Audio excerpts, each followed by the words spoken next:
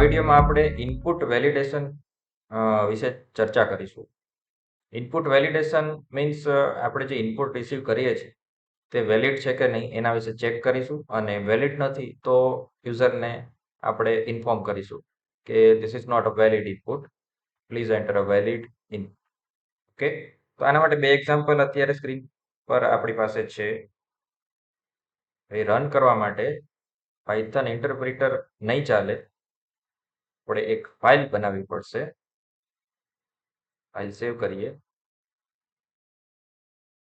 T ડ્રાઈવમાં abc.py. Okay, we have saved the file. હવે અહીંયા ફર્સ્ટ એક્ઝામ્પલ જે આપેલું છે એ ક્વિકલી આપણે ટાઈપ કરીશું, try age string input enter your age. Okay, હવે એજમાં જે સ્ટ્રિંગ ફોર્મેટમાં ડેટા રિસીવ થાય છે એને આપણે ઇન્ટીજરમાં કન્વર્ટ કરીશું, એજ str. હવે એને પ્રિન્ટ કરીએ છીએ, print UR str age years old. આપણે યુઝરને કહીએ છીએ કે તમે આટલા યર્સ ઓલ્ડ છો. Value error.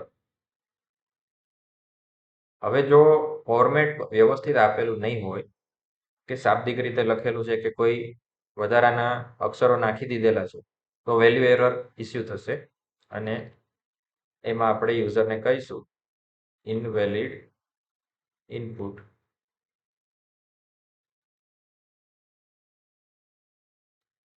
આટલું રાખીએ, ઇનવેલિડ ઇનપુટ. હવે આને સેવ કરીએ અને રન કરીએ તો સૌથી પહેલા હું ઇનવેલિડ ઇનપુટ આપીશ 7 એવું શબ્દમાં લખીશ.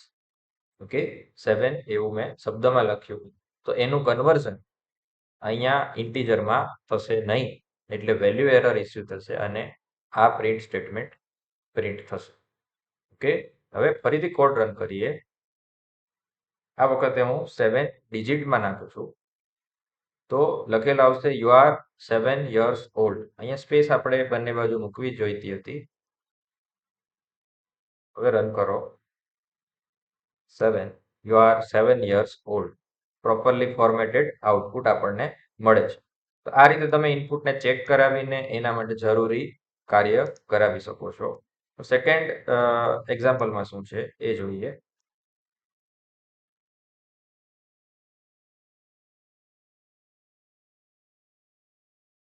Answer is equal to input. Do you like Python? True or false? તો આપણે યુઝરને પૂછીએ છીએ કે ટ્રુ અથવા ફોલ્સ એન્ટર કરો. તમે ક્વેશ્ચન આપો છો એમને, do you like Python? Okay, Python programming language તમને ગમે છે? ટ્રુ અથવા ફોલ્સમાં અમને આન્સર આપો. If answer is equal to double equal to, comparison માટે ડબલ ઇક્વલ ટુ આવશે true, then print great, else print that's okay. Okay, તો આ રીતે અહીંયા એક વધારાની વસ્તુ પણ છે. શું લખેલું છે? Dot strip dot lower. તો અહીંયા જે ઇનપુટ આવે છે એમાં કંઈ સ્પેસ કે એવું હોય તેને રિમૂવ કરીને લોઅર કેસમાં કન્વર્ટ કરવામાં આવે છે આ વધારાના ફંક્શન્સથી. તો એ પણ આપણે લખીશું,